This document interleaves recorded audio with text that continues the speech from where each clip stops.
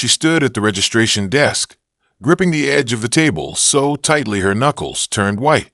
"I'm sorry," the woman behind the desk said without looking up, her tone clipped and dismissive. "This division is full." "But I registered 2 months ago," the black girl replied calmly, holding up her confirmation email. "My name's on the list." The woman gave a tight smile and said, "There must have been a mistake." Behind her, a group of competitors stood watching. Most of them were white, wearing brand-name gear, chatting and stretching. They glanced over at the girl with mild curiosity, a few with open annoyance. "She doesn't look like she belongs here," one of them whispered. "That's Jada Ellis," someone else muttered. "She's from that community center team across town. Not a real academy." Jada heard it. She always did.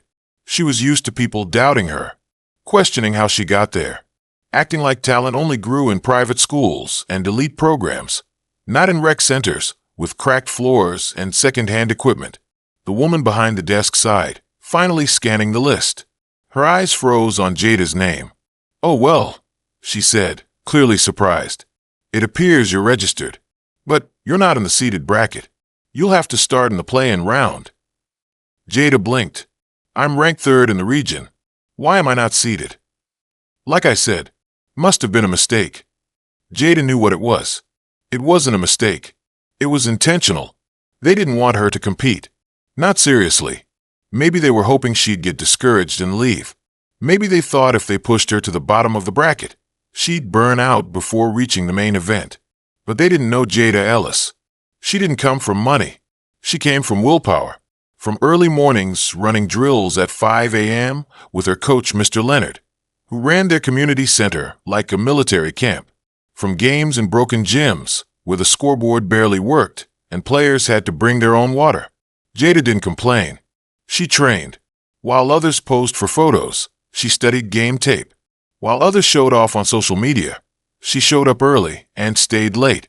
She wasn't here to impress anyone. She was here to win. Her mom, standing nearby with a proud but tired smile, gave her a quick nod. "You go show him who you are," she whispered. Jada nodded back. First match. Play-in round. She destroyed her opponent in under 10 minutes. Next match. The girl from a private club in New Jersey with designer shoes and a sponsored warm-up jacket. Jada took her down with smooth precision. Barely broke a sweat. By the 3rd round, the whispers started. "Who's that girl? Is she ranked?" "I've never seen her before." Oh, they had seen her. They just never looked at her. By the end of day 1, Jada had eliminated 3 top-seeded players, each one more shocked than the last. Commentators began whispering her name. Coaches pulled out their phones, trying to Google her. Still, no one said it out loud, but the tension was thick. On day 2, a storm brewed in the arena. Jada's next opponent? The golden girl of the tournament, Madison Blake. She was tall, blonde, nationally ranked, and the favorite to win. Madison had been trained by elite coaches since she was 10. She had scholarships lined up. Magazines featured her in their next big thing columns. And when she saw Jada warming up, she didn't even try to hide the smirk. "Wow," Madison said as they stretched side by side. "Didn't know they let beginners this far." Jada didn't reply. She just tightened her wrist brace and focused on her breathing. "I hope you had fun getting here," Madison added. "It's cute." Jada didn't flinch. She'd heard worse. When you're the only black girl at most of your tournaments, you learn to let the noise bounce off. The match began, and it was electric. The crowd leaned forward, expecting an easy win for Madison. But Jada didn't come to play defense. She came swinging. Point after point, the crowd grew quiet. Jada moved like lightning, her footwork sharp, her strategy smart. She didn't overpower Madison. She outthought her. Read her. Broke her patterns. Madison's smile faded after the first round. By the second, she was panicking. Her coach shouted instructions, but it didn't matter. Jada was already 10 steps ahead. Final score, 11-4. Jada won. The crowd gasped. Even the announcer stumbled over her name when announcing the upset. Madison stormed off the court without shaking her hand. Jada didn't care. After that match, everything changed. People started asking for interviews. Coaches eyed her with a mix of suspicion and admiration. Parents whispered in the stands, trying to figure out who she was and where she'd come from. Back in the locker room, Jada sat quietly, rewrapping her wrist. Mr. Leonard walked in, his expression unreadable. "You tired yet?" he asked. "No," she said. "You ready for tomorrow?" "I was born ready." He chuckled. "That's my girl." The finals were set for Sunday afternoon. Jada would face off against the reigning national champion, a college-bound senior named Elise Navarro. Elise was fast, skilled, and brutal. But Jada wasn't intimidated. She didn't train to lose. That night, social media buzzed. A clip of Jada's semifinal match hit 4 million views. A sports blogger tweeted, "Who is Jada Ellis, and why is no one talking about her?" The replies were a mix. "She's a beast. I've seen her train. She's the real deal." Another fluke player. "She'll choke in the finals." Why does every underdog story now have to be about race? Jada didn't read the comments. She was too busy reviewing tape. She didn't care what people said. All that mattered was what happened on the court. Sunday came. The arena was packed. Jada walked in wearing her same community center gear. No flashy logos, no fancy jacket. Elise stood across from her, bouncing lightly on her heels, trying to psych her out. "You're not ready for this stage," Elise said under her breath. Jada just stared at her. Then the whistle blew. The final began, and it was war. Elise came out aggressive, taking early points. Jada kept her cool. She adjusted, adapted. By the second set, she was closing the gap. Her movements were calculated. She let Elise overcommit, then struck with brutal efficiency. Each point was a battle. The crowd was on edge. 10-10. Match point.